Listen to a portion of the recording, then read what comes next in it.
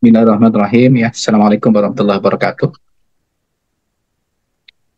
Setelah kita Waalaikumsalam warahmatullahi. bertemu di dalam mata kuliah Biostat, ya, hari ini pertemuan pertama kita di metodologi penelitian. Ya, apa yang kita bahas di dalam metodologi penelitian untuk saudara di S1 keperawatan, ya, diantaranya kita akan melihat bagaimana nanti latar belakang ketika kita melakukan riset di keperawatan. Ya, di slide ini akan tergambar nanti apa saja nanti yang akan menjadi prioritas utama saudara ketika melakukan riset.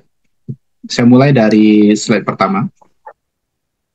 Di bagian pertama ini terlihat ada style of thinking, ya, ada gaya yang bisa mengajak kita mengeluarkan ide, ya, atau pemikiran kita tentang sesuatu permasalahan yang muncul ketika kita melakukan riset, ya, ketika kita melakukan penelitian.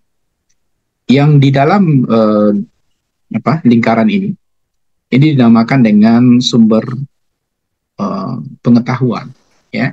Jadi cikal bakal dari riset itu sesungguhnya dimulai dari source utamanya itu adalah pengetahuan itu sendiri.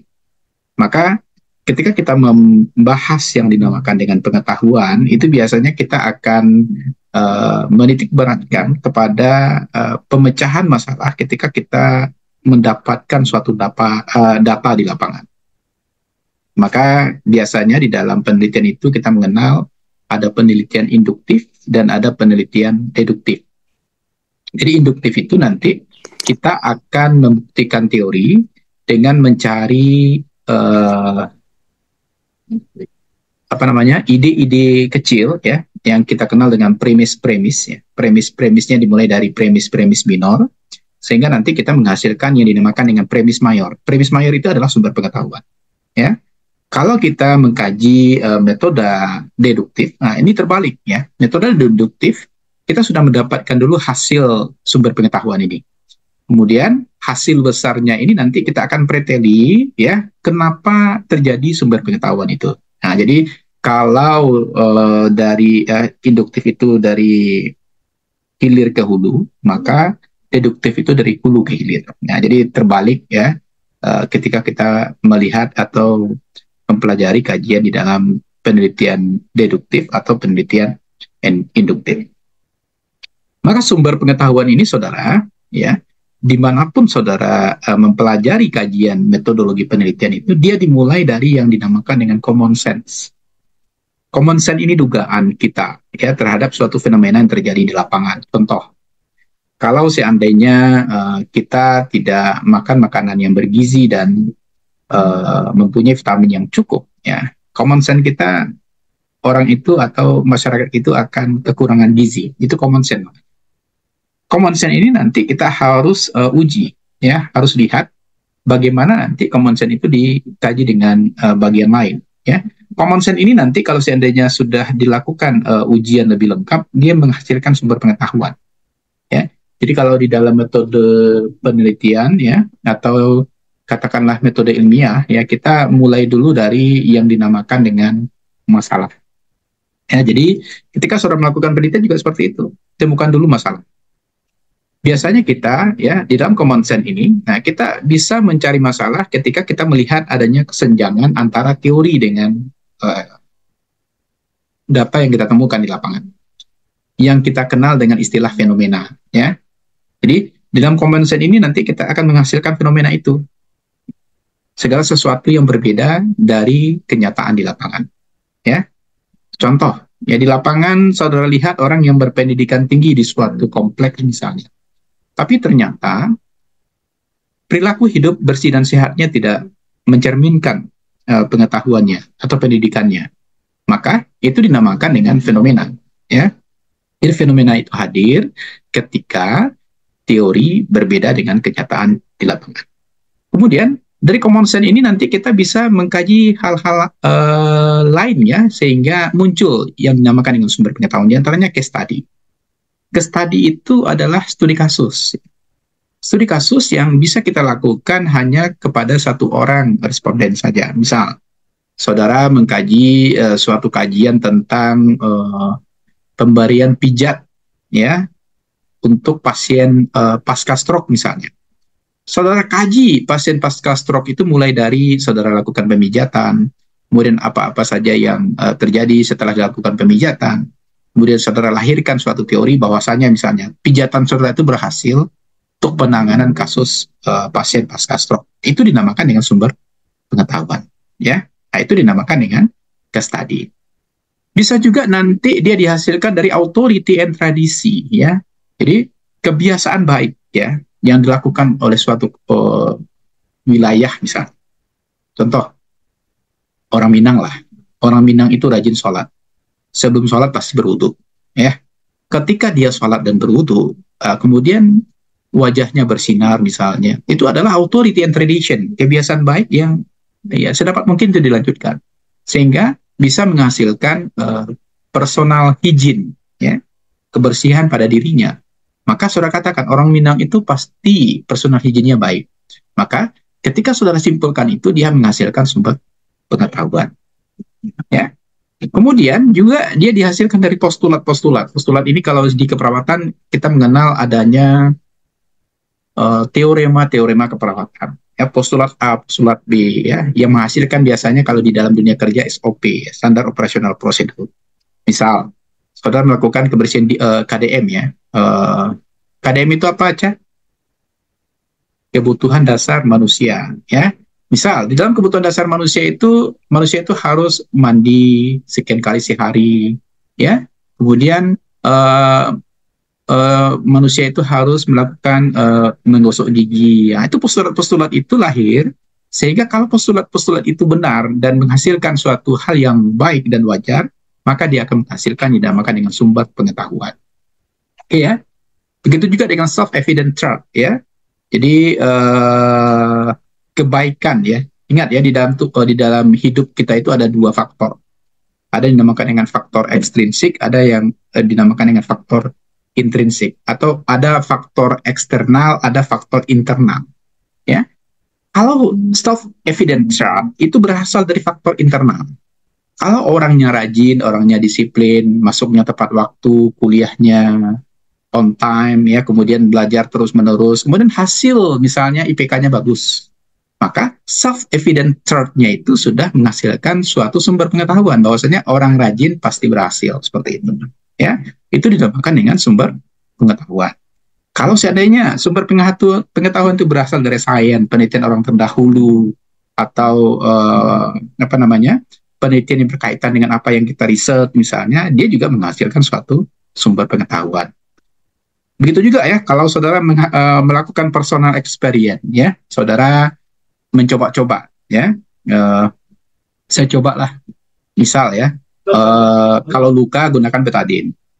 Tapi saya tidak menggunakan betadine, tapi saya menggunakan tumbuh-tumbuhan seperti betadine itu. Apakah juga bisa menyembuhkan luka? Setelah saudara lakukan itu, ternyata lukanya berhenti, maka personal experience-nya juga menghasilkan sumber pengetahuan, ya. Jadi banyak sebenarnya, ya, yang bisa menghasilkan sumber pengetahuan itu tidak hanya dari satu sisi. Bahkan myth and superstition pun juga akan menghasilkan sumber pengetahuan. Jadi artinya apa? Style of thinking, ya, gaya-gaya agar kita menghasilkan suatu pemikiran itu nanti akan menghasilkan sumber pengetahuan. Ya, pada umumnya cara-cara baik yang dilakukan ketika kita melakukan riset itu akan menghasilkan yang dinamakan dengan sumber pengetahuan. Nah, ini slide yang pertama, ya, bagaimana sumber pengetahuan itu dihasilkan dari berbagai segi yang muaranya satu adalah menghasilkan teori, ya. Sumber pengetahuan itu nanti akan menghasilkan yang dinamakan dengan teori. Sampai di sini bisa dipahami? Bisa, Pak. Oke, ya. Kita coba lanjutkan, ya. Jadi gaya pemikiran itu, ya, dia terdiri dari ini namanya kuadran, ya. Kuadran pertama, ya, yang positif itu adalah scientific dan di bawahnya, ya, ini biasanya positif, ini negatif, ya. Jadi style of thinking itu ada 4, ya, yang akan menyebabkan munculnya style of thinking itu. Yang pertama adalah sifat empirisme. Empirisme itu adalah sikap, ya, yang kita lihat bagaimana keadaan di lapangan, ya. Kemudian di dalam style of thinking ya, lahirnya suatu pengetahuan atau sumber pengetahuan atau teori lah katakan, itu harus dia berasal dari eksistensialisme. Eksisten kita atau tetap kita melakukan hal yang baik ya. Kita lakukan hari ini, besok kita lakukan lagi, kita lakukan lagi, kita lakukan lagi, maka dia menghasilkan eksistensialisme namanya. Kemudian yang saudara harus ingat, dia harus ada idealisme di sana. Jadi ketika saudara melakukan riset nanti penelitian, idealisme saudara harus ada, ya. Tidak boleh saudara hanya mendengarkan bagaimana pernyataan responden saja. Semua pernyataan responden itu harus saudara uji atau saudara lakukan pengujian menggunakan teori-teori yang saudara punya, ya. Saya contohkan ini, saudara melakukan riset akan memberikan bantuan kepada masyarakat misalnya, ya. Di dalam bantuan itu nanti saudara akan tampilkan misalnya masyarakat akan menerima bantuan per kakak itu misalnya 1 juta, misalnya 1 juta. Kemudian saudara terjun ke lapangan, saudara masuk ke rumah responden. Di rumahnya itu misalnya sofanya bagus, ya. TV-nya LED layar datar 56 inci misalnya. Kemudian dia di garasinya juga ada mobil misalnya, motornya berjejer 3 misalnya. Kemudian karena ini akan ada bantuan, saudara wawancarai misalnya responden. Maka respondennya jawab, ya amak baalah piti dapet dari anak, kehidupan sehari-hari saya susah. Tapi pada kenyataannya idealisme saudara harus muncul itu. Kok bisa gitu, ya? Kehidupannya susah, tapi rumahnya lengkap semua itu. Ya, kalau dikatakan dari anak semua kan nggak mungkin juga, ya. Maka idealisme itu muncul nanti untuk memastikan apakah dia layak untuk mendapatkan bantuan atau tidak. Nah, di sana muncul idealisme kita, ya. Jadi kita tidak hanya mendengarkan informasi dari responden saja, tetapi kita bisa meng-cross check informasi itu dengan melakukan analisis, ya. Selain itu juga yang penting itu adalah rasionalisme, rasional kita, ya, sesuai dengan kenyataan, ya, pemikiran itu logis, ya, masuk akal, kemudian memang sesuai dengan kenyataan yang ada. Jadi di dalam empirisme itu dia menghasilkan yang dinamakan scientific method, ya, kemudian di dalam rasionalisme, idealisme, dan eksistensialisme itu dia menghasilkan postulat tadi, kemudian self-evident truth, kemudian ada method of authority, kemudian juga dia menghasilkan case studies dalam literary namanya, atau unstated opinion. Jadi ada opini yang berkembang di masyarakat yang itu harus di cross check kebenarannya menggunakan adanya idealisme yang ada di dalam keilmuan kita sebagai peneliti. Nah, inilah yang style of thinking yang dihasilkan dari adanya penemuan atau sumber pengetahuan yang dihasilkan dari penelitian. Sampai di sini bisa dipahami? Kalau ada pertanyaan silakan ya bertanya. Ya. Ya. Ada pertanyaan? Tidak? Pak Kurnia, ada pertanyaan? Pak Kurnia ada nggak yang mau ditanyakan? Pak Kurnia Afrizal. Tidak, Pak. Oh, capek tidaknya. Bertanya lah agak banyak. Helda ini ya, ada yang ditanya Helda? Ini Pak Sabri namanya tak kaji loh kan? Ada yang nggak ditanyakan? Tidak, Pak. Langsung tidak. Ini paham, Helda?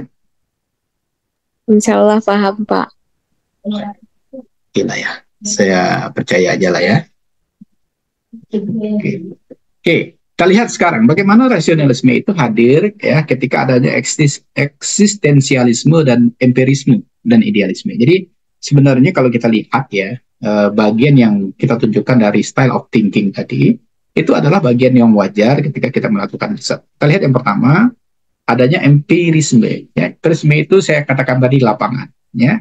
Itu adalah observasi dan proposisi berdasar pada pengalaman. Ya, dengan menggunakan metode induktif, ya, metodenya induktif, ya, berarti dia berasal dari premis-premis minor, kemudian dia menghasilkan premis mayor, ya, induktif logic namanya, termasuk di sini adalah matematik dan statistik. Jadi ketika kita menggunakan ya, penurunan suatu rumus sehingga kita mendapatkan suatu postulat atau formula, atau kalau di keperawatan langkah-langkahnya sehingga menghasilkan suatu metode di keperawatan, maka dia dinamakan dengan metode induktif. Empirisme tadi atau empirisis tadi berusaha mendeskripsikan, menjelaskan, dan memprediksi informasi faktual yang diperoleh melalui observasi. Jadi ketika kita di lapangan pasti kita kebanyakan mengobservasi, kita melihat bagaimana keadaan di lapangan. Saya contohkan, saudara ke lapangan ini melihat hipertensi. Ya, hipertensi itu adalah satu kasus yang bisa dikatakan sebagai salah satu dari 5 penyakit terbesar yang ada di Indonesia misalnya. Hipertensi itu kita lihat bagaimana pasiennya, itu namanya observasi. Ya, kita lihat bagaimana tingkah laku pasiennya, itu namanya observasi.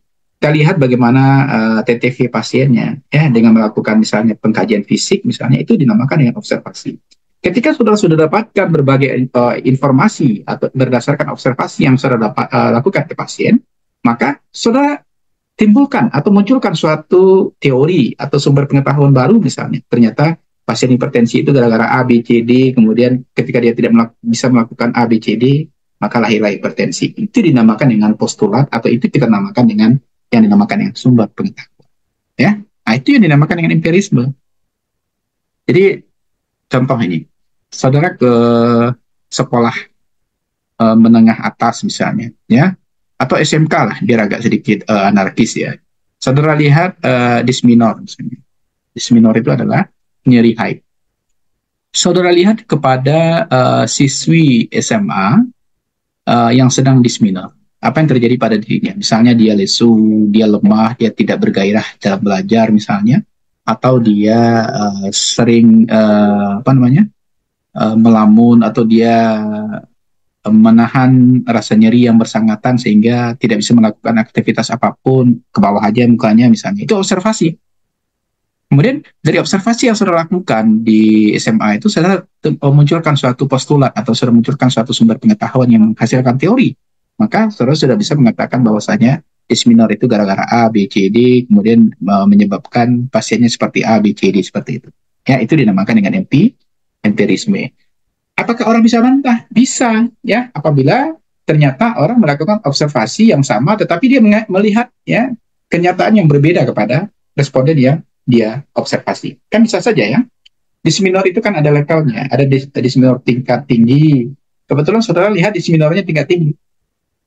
Ada satu lagi teman saudara, dia juga melakukan empirisme, ya, empirisisme, tetapi dia hanya lakukan kepada dysminor tingkat sedang misalnya. Dia masih santai-santai saja. Maka dia juga lahirkan suatu postulat. Pertanyaannya, apakah postulat orang atau teori orang ini salah? Tidak. Yang harus ada adalah saudara harus membuatkan level dari dysminor tadi. Kalau dysminornya tingkat tinggi, begini dia. Kalau dysminornya sedang, begini dia. Kalau dysminornya rendah, begini dia. Itu dinamakan dengan empirisisme. Ya, tergantung nanti bagaimana saudara menjabarkan ketika saudara sudah melakukan presentasi pada audiens saudara. Bisa dipahami? Bisa dipahami? Bisa, Pak. Nah, jadi saudara ya, kalau seandainya hal ini bisa saudara lakukan, maka bisa saja nanti ketika saudara menghasilkan suatu, menghadirkan suatu kesimpulan dari penelitian, saudara bisa memperkuat teori orang, atau bahkan saudara bisa memperlemah teori orang. Apalagi kalau teori orang itu tidak, seperti dysminor tadi ya, dia tidak membuat level dysminor. Dihantam saja sama. Baik dysminornya tinggi, sedang, atau rendah sama saja. Maka kita bisa bantah. Kita katakan bahwasanya itu hanya terjadi pada dysminor tinggi. Pada dysminor sedang dan rendah belum tentu seperti itu. Itu dinamakan dengan membantah teori yang sudah ada dilakukan oleh peneliti atau orang melakukan penelitian sebelumnya. Bisa dipahami? Bisa ya? Bisa, Pak. Oke. Yang kedua, rasionalisme, rasional, masuk akal. Ya, di sini sumber utama pengetahuan itu adalah penalaran. Ya, penalaran itu ada pada reasoning, ya, tanggapan langsung atau judgment, ya, pembuatan keputusan. Ya, contoh rasionalisme, orang, ya, saya contohkan yang umum saja ya, orang pintar karena rajin belajar. Itu rasional nggak, betul saudara? Orang pintar itu rajin belajar. Menurut saudara rasional nggak? Rasional, Pak. Ada nggak orang yang pintar tapi tidak rajin belajar?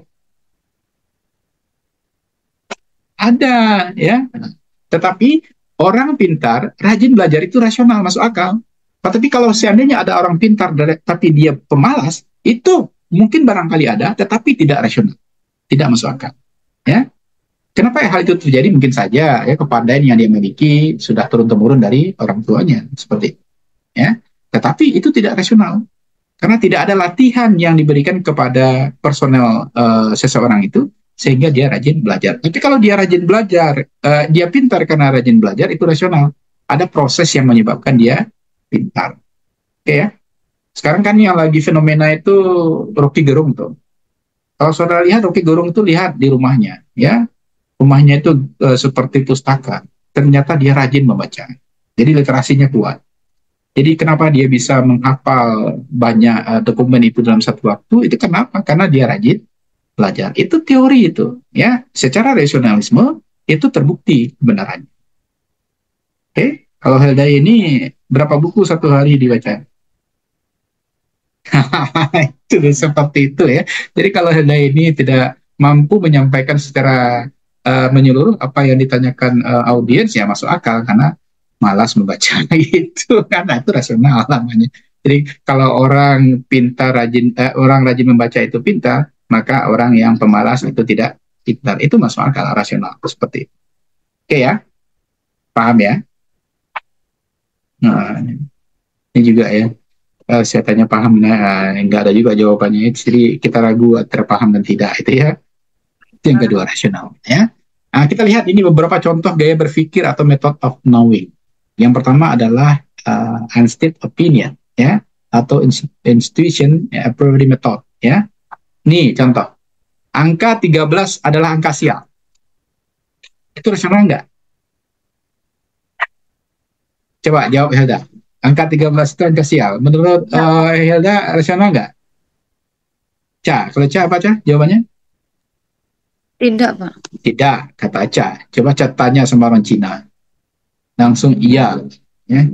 Kalau pernah nggak ke hotel? Dia di hotel itu nggak ada angka 4, kemudian angka 13 ini. Kenapa?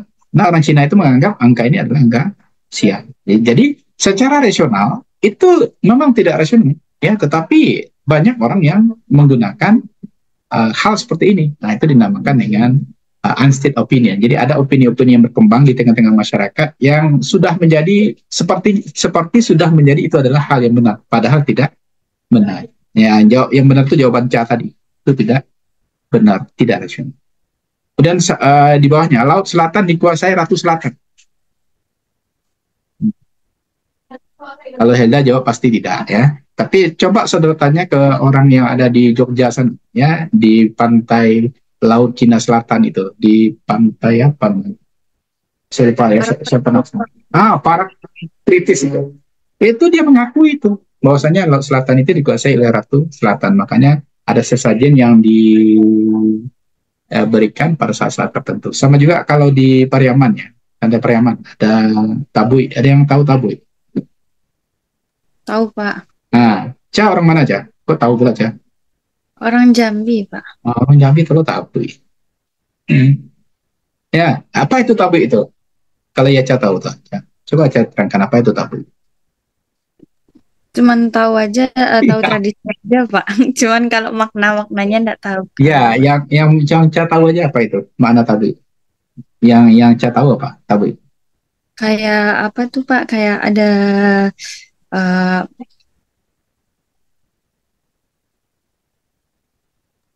ada saya mengajak gitu, saudara bicara dia.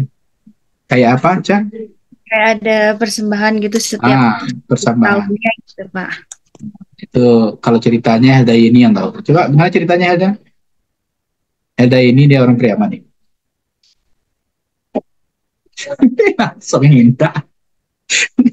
Nggak mau dia mengakui di mana dia tuh lahir ya. Helda ini orang mana? Orang Riau, Pak. Oh, Riau. Coba tunjuk tangan siapa yang orang Pariaman. Tunjuk tangan, ayo.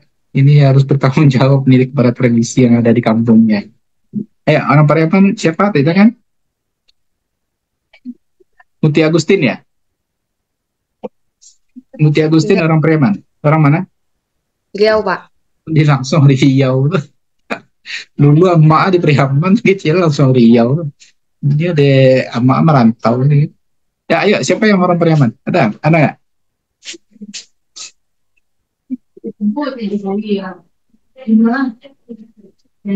Tidak ada satupun yang orang Prihaman. Emilian Serdi, Iya, Pak. orang mana? Orang Riau, Pak. Iya, susah tuh. Atika lah, Atika orang Prihaman kan? Pak. Orang mana Aman, Atika? Pak. Oh sama, nah laki-laki preman tahu tuh. Apa itu yang ada di tabu itu Atika bilang ini mau tak mau harus Atika yang saya tanya lagi nih. Karena si pennya kan, pen saya itu kan harus orang pintar. Hmm. Ya Atika, apa tuh yang tabu itu Atika? Atika cok cari tabuin Pak. Enggak, Pak. Ayuan lah, apa itu tabu itu coba. Pak, cuman lalu saya situnya, Pak. Ayo kan lalu tuh Aco mencari tuh, abah ceritanya. Enggak tahu, Pak. Nemahan deh orang preman coret lompang. Ya kalau ditanya ini orang preman, tapi kalau apa hari-hari ini orang preman ya. Amma orang preman ya? Tika Enggak, Pak. orang mah. Orang Hah? Pasaman dulu, Pak. Tanyo lah kama waktu orang preman ya dulu tuhnya pindah sama merantau. Oke ya. Jadi kalau di Pariaman itu saya ceritakan lah ya. Itu ada dulu perkelahian Hasan dan Hussein ya, anak Nabi Adam ya. Sehingga apa namanya? Sehingga terjadi pembunuhan. Jadi pembunuhan awal itu di sana. Jadi kata mereka ya untuk sesajen yang dibunuh ya, itu diadakan tabu. Jadi makanya tabu itu ada wajah-wajah orang itu. Nah, itu kalau di opininya itu dikatakan benar, padahal di dalam rasionalnya itu tidak masuk akal. Ya, jadi itu adalah beberapa ya ajaran-ajaran adat yang kadang-kadang menyimpang ya dari Islam itu sebetulnya. Jadi nggak ada itu. Ya, saudara juga kan kalau ulang tahun pakai perayaan, Atika, ya kan? Ada di agama kita nggak ada tuh perayaan. Nah, jadi kalau seandainya sudah merayakan hari ulang tahun pula itu sudah menyalahi ya, tidak rasional. Ketika merayakan kan, atau saya nampak ada Pak Kui ya. Iya kan Tika? Nggak boleh sih. Nah itu ya, itu dinamakan dengan unstated opinion. Ya. Kemudian ada lagi self-evident truth atau metode of tenacity namanya. Ini mengatakan bahwasanya semua makhluk hidup itu akan mati. Ada yang bantah nggak? Semua makhluk hidup itu akan mati. Ada yang bantah? Enggak, Pak. Tidak ya. Nah, itu adalah suatu kebenaran ya yang sudah alamiah ya. Kenapa tidak pun ada agama ya? Ketika kita melihat ada kehidupan, ada kematian, itu menjadi suatu hal yang sudah rasional, masuk akal. Atau ini, semua benda di bumi ini akan jatuh ke bawah. Tidak pun kita mengenal adanya gaya gravitasi, semua benda yang ada di bumi ini akan jatuh ke bawah. Saudara pun kalau jatuh dari lantai 3 ke bawah juga dia. Tidak ada yang melayang di atas ya. Itu menandakan bahwasanya itu self-evident truth ya. Jadi kebenaran itu sudah ada sejak zaman dahulu kala ya. Kemudian ada lagi method of authority namanya, rahasia perusahaan sukses di Amerika ya. Jadi banyak ya kisah-kisah sukses yang dijadikan buku semua ya. Nah itu dia bercerita apa, method of authority, rahasia perusahaan sukses di Amerika misalnya, atau bagaimana kiat sukses Agi membangun perusahaan misalnya, membuat Darut Tauhid misalnya. Itu adalah method of authority, itu tidak bisa dibantahkan ya. Kenapa? Karena buktinya jelas dan nyata. Sehingga hal itu tidak bisa. Ini adalah beberapa contoh gaya berpikir atau method of knowing ya.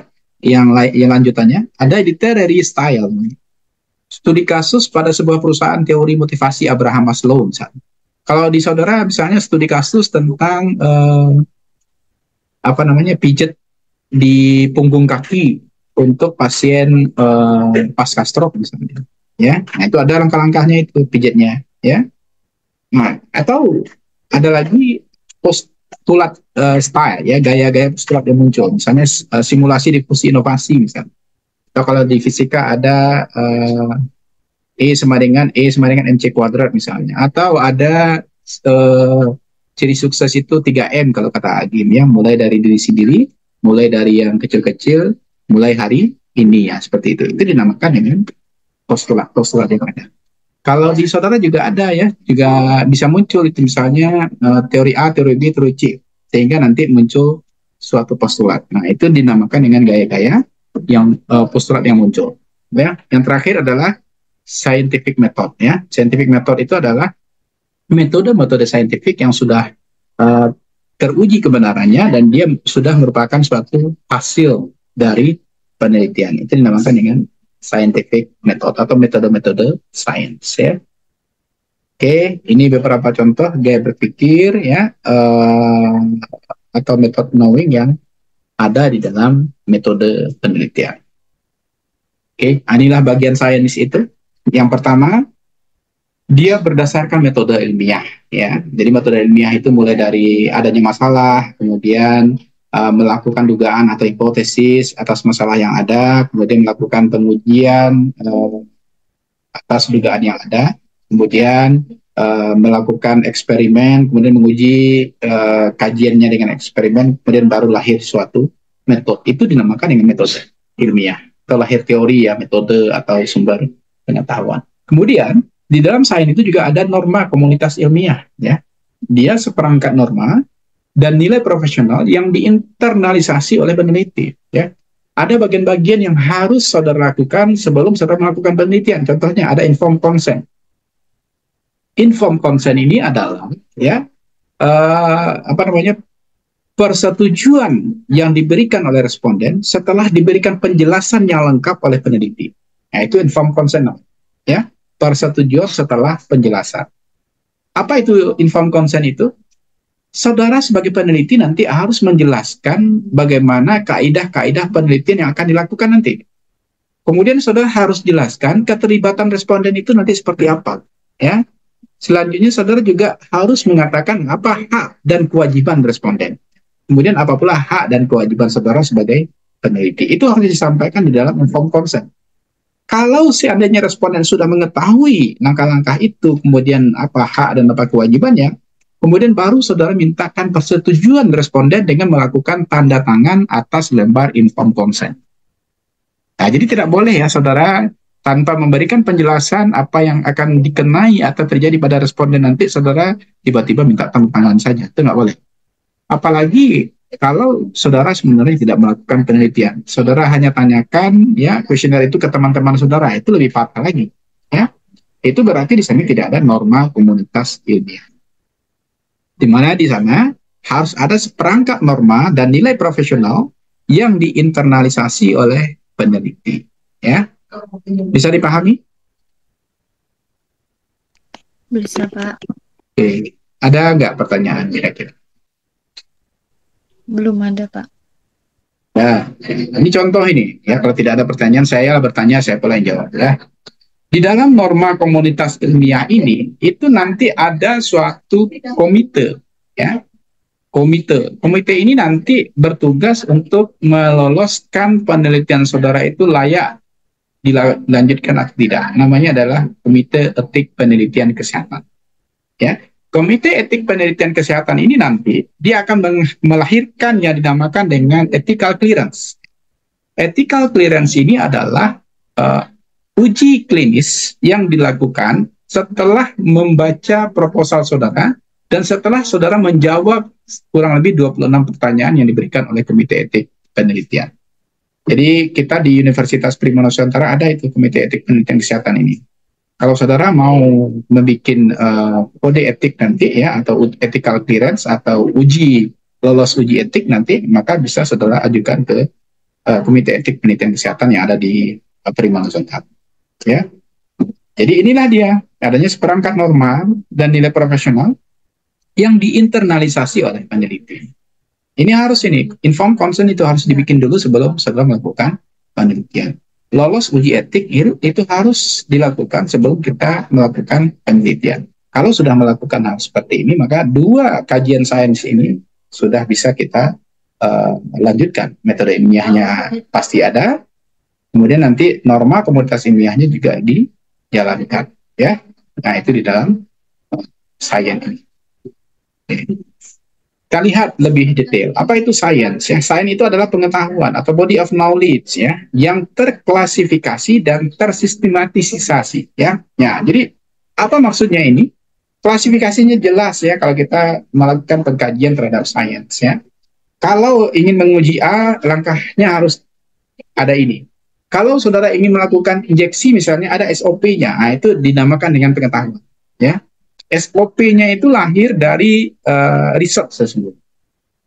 Pasang ini dulu, kemudian sudutnya 45 derajat. Nah, langkah-langkah yang ada di SOP itu berhasil dari adanya sains atau pengetahuan tadi.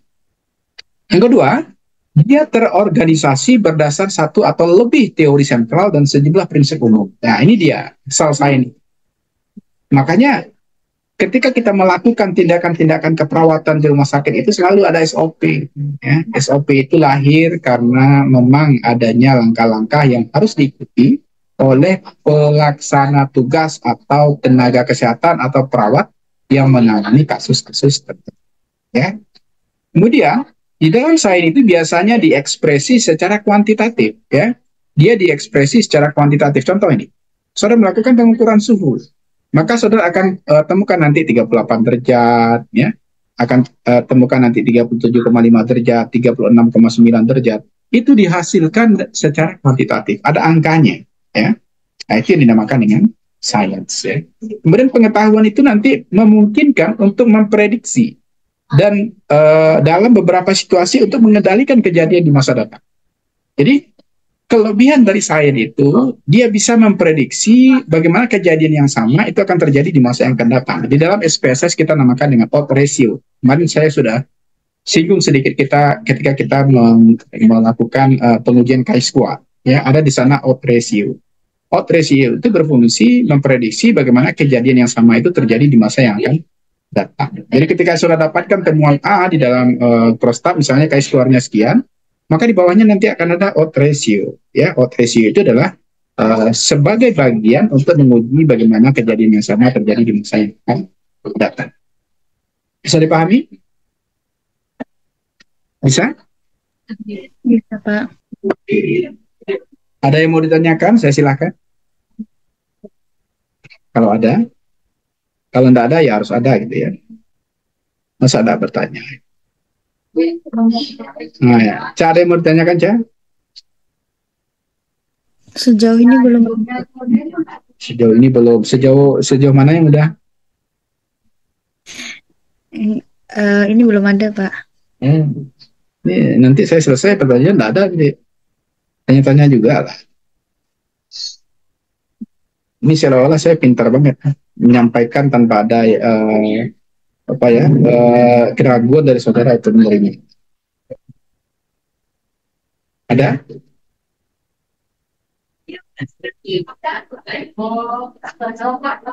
Emilian mungkin? Ada yang mau ditanyakan?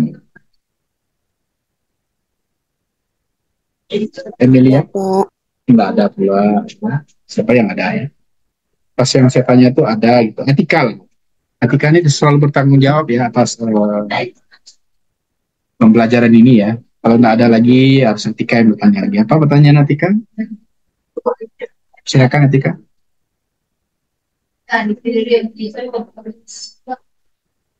Ayo Etika. Etika. Kok Etika nampak ada Pak? Nah, yang Etika tanya. Ya. Yang Etika tanya. Ya. Nggak ada, Pak. Dia lah panik, Pak Nunggu jawabannya nggak ada. Ya. Allah.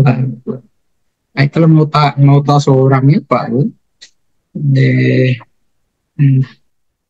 Nah, tapi paham lah ya. Kalau nggak paham loh, ya banyaknya malah kan. Anda bertanyain nggak paham nggak lo tuh kan.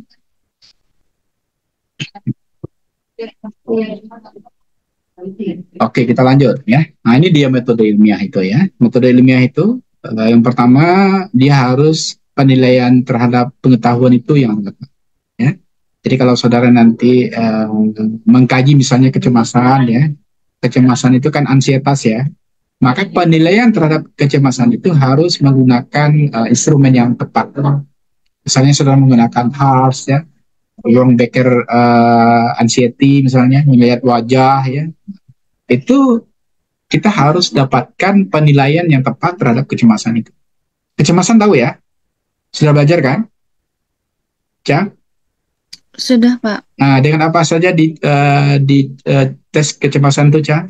Kalau sudah, tadi saya bilang HARS ya, Hamiltonian, apa? Anxiety,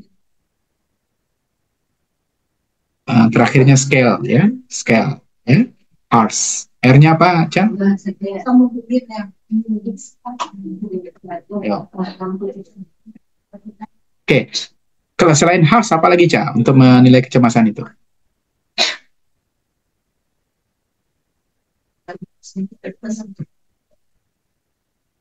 Apa, Cak?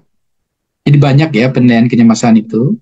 Ada Wrong Baker scale ya, lihat wajah ya kalau dia cemberut kayak gitu ya. Kalau HARS itu dia menggunakan tingkatan ya, ada satu, ada dua, ada tiga dan seterusnya ya.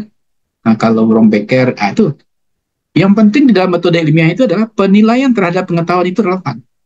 Kalau kita mau melihat kecemasan, maka kita menggunakan instrumen kecemasan yang tepat. Contoh ini, bisa nggak saudara bedakan orang bayi cemas dengan orang dewasa cemas?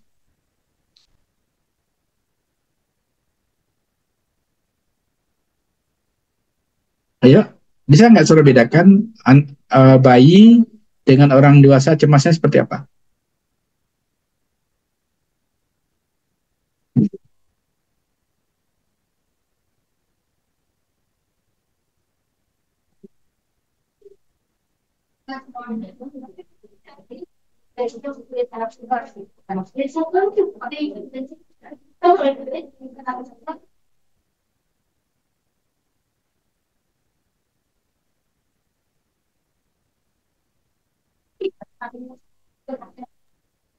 Pak, kalau misalnya bayi cemas itu dari dia nangis terus gitu, Pak. Itu di mana kita lihat itu? Dari apakah kita bertanya? Dilihat dari Wajah ya, ya, Pak. wajahnya. Ya. Kalau dia menangis, menangis kan di wajah ya. Kalau dia cemberut kan di wajah ya. Nah itu yang saya bilang tadi wrong Baker. Jadi kalau cemasnya bayi, ya dia wajahnya gunakan wrong Baker. Kalau misalnya yang cemas itu anak SMA misalnya, karena disminor misalnya, kan kita bisa bertanya, ya, kita gunakan HARS misalnya, seperti itu. Itu yang dinamakan dengan penilaian terhadap pengetahuan yang relevan, ya.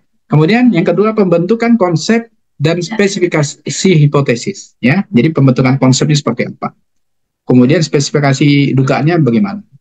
Kemudian pengumpulan data. Ingat ya, di dalam kita melakukan penelitian, bagian penting itu adalah pengumpulan data. Data yang cukup dan komplit kita dapatkan, itu bisa menunjang kesimpulan akhir yang kita inginkan.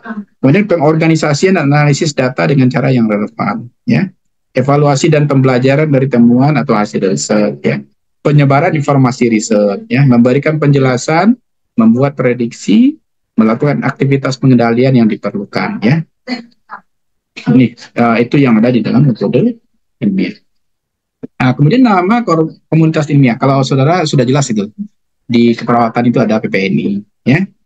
Jadi, dia harus universalisme. Yang penelitian dinilai semata-mata atas dasar sumbangannya terhadap ilmu pengetahuan tanpa melihat pihak yang melakukan penelitian dan tempat penelitian dilakukan. Atau organized skepticism, ya ilmuwan harus selalu bersikap kritis dan berhati-hati dalam menerima ide baru. Kemudian disinterestedness, ya ilmuwan harus netral dan terbuka terhadap hal-hal baru. Jadi kalau seandainya saudara di lapangan menemukan hal baru, itu harus disampaikan dan harus terbuka atas hal-hal baru yang ditemukan. Ya, contoh COVID ya, COVID itu cikal awal mulanya kan hanya virus ya. Ternyata lama kelamaan virusnya itu bisa juga berpindah tidak hanya dari satu virus ke virus lain, bahkan dia bisa berpindah dari manusia A ke manusia B. Itu harus disampaikan secara terbuka kepada khalayak, ya, seperti itu. Kemudian ada komunalisme, ya, di mana pengetahuan ilmiah harus disebarluaskan dan dimiliki bersama. Ya, temuan ilmiah itu merupakan milik publik yang dapat digunakan oleh semua orang. Ya, proses riset harus dipaparkan secara rinci. Ya, kemudian honesty, kejujuran, yang merupakan norma budaya yang utama bagi seorang peneliti dan ilmuwan. Ketidakjujuran merupakan tabu besar. Jadi kalau saudara meneliti nggak jujur, hasil yang saudara dapatkan itu salah. Zong istilahnya. Kenapa? Karena ketidakjujuran. Ya, sudah jelas jawaban respondennya A, saudara bilang C agar analisis data saudara benar. Nah, itu tidak jujur. Ya, jadi di dalam norma komunikasi ilmiah itu, ya bagian terpentingnya adalah honest, ya, kejujuran. Nah, inilah yang dinamakan dengan riset program. Ya. Ada radikal humanis, ada radikal strukturalis, ya, ada interpretivisme, ada fungsionalisnya. Jadi dia terdiri dari subjektivitas, kemudian ada regulasi. Regulasi itu adalah bagaimana proses dari A ke B, B ke C dan seterusnya.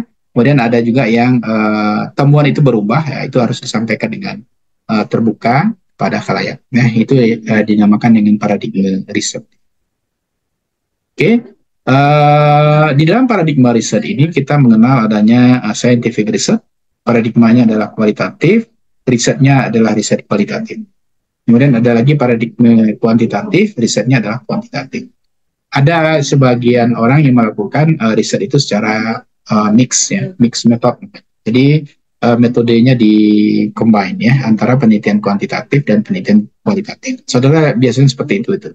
Di atasnya saudara tampilkan data, nanti data itu saudara jabarkan secara naratif, ya, sehingga nanti ada mix method. Ya, sebagian lain ada juga yang melakukan studi literatur review, tapi literatur review-nya itu dari penelitian-penelitian orang yang banyak, kemudian dia jadikan suatu kesimpulan, kemudian dia analisis dengan statistik. Nah, itu dinamakan dengan mix method, ya. Jadi mix method itu adalah gabungan antara penelitian menggunakan paradigma kualitatif dengan penelitian menggunakan paradigma kuantitatif. Jadi mix metodnya itu adalah kuantitatif dan kualitatif. Oke, bisa dipahami? Bisa? Bisa, Pak. Oke, kita hari ini satu kali pertemuan aja, ya. Kita mulai tadi jam 9:30. Sampai jam berapa tuh, Cek? Kalau satu kali pertemuan? Karena kita nggak mau sholatnya tertunda, ya. Sampai jam berapa, Cak? Si Atika lah, Pak. Cuma ngeluh, Cak. Maaf, Cak.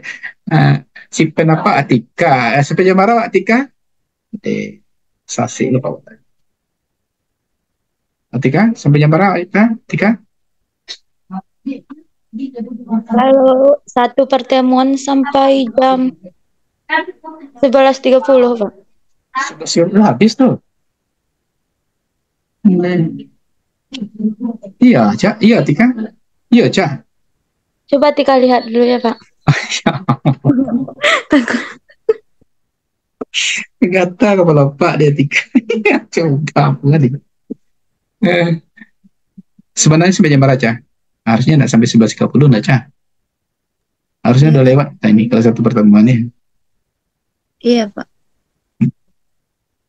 Harusnya 11.15 tadi udah selesai harusnya, ya. Tapi nggak apa-apa lah. Oke, ya. Kita satu kali aja pertemuan, jadi kita sampai ke bagian 3 ini di scientific research, ya. Kita sudah menyampaikan bahwasannya nanti di dalam riset ini kita akan melakukan mix method, ya, menggabung antara penelitian menggunakan paradigma kualitatif dengan penelitian menggunakan paradigma kuantitatif. Oke, mungkin barangkali sampai di sini, mudah-mudahan bisa saudara pahami. Kapan lagi kita bertemu, Atika? Selasa depan, Pak. Kamu lima. Oke, ini kelompok A, Tika? Iya, Pak. Aja. Ya. Oke. Yang B nanti kita ini lagi. Ya, sampai di sini. Assalamualaikum warahmatullahi wabarakatuh. Waalaikumsalam warahmatullahi wabarakatuh. Terima kasih, Pak. Ya, sama-sama. Warahmatullahi wabarakatuh. Terima kasih.